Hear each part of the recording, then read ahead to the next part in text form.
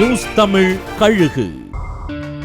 விஷச்சாராய விஷயம் சீரியஸ் ஆகி ஆளுநர் வரைக்கும் புகார் போன நிலையில அவசரமா டெல்லி போயிருக்காரா ஆளுநர் ரவி.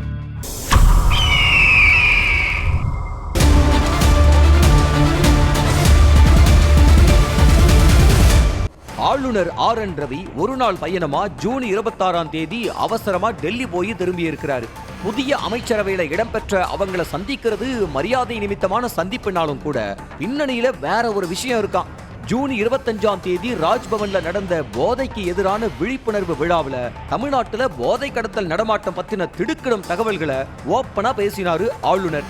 இவ்வளவு தகவல்களை கள்ளக்குறிச்சி சம்பவத்துக்கு பிறகு மத்திய உளவுத்துறை மூலமா அவசரமா சேகரித்த கவர்னர் அடுத்த கட்டமா தமிழ்நாடு அரசோட தலைமை செயலாளர், உள்துறை செயலாளர் உள்ளிட்ட உயரதிகாரிகளை கூப்பிட்டு ரிவ்யூ கூட்டம் என்ற பெயர்ல அதிருப்தியை காட்ட நினைச்சாராம். ஆனா இதுக்கு டெல்லி மேலிடம் சம்மதிக்கலையாம். கவர்னர் எப்பவுமே இப்படித்தான் அரசியல் செய்யறாருன்னு எதிர்கோஷம் போடுவாங்க. நாங்க கட்சி ரீதியா பாத்துக்கிறோம்னு சொல்லித்தான் அண்ணாமலையை விட்டு புகார் கொடுக்க சொல்லி இருக்காங்களாம்.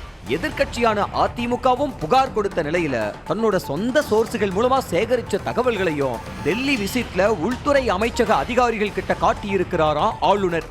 அது மட்டும் இல்லாம தமிழ்நாட்டோட உயரதிகாரிகளை கூப்பிட்டு பேசினாதான் போதை கடத்தலை தடுக்க முடியும்னு வற்புறுத்தினாராம். அங்க என்ன பேசினாருங்கிற விவரம் போக போகத்தான் தெரிய வரும்னு ராஜ்பவன் வட்டாரங்கள் தெரிவிக்கிறாங்க.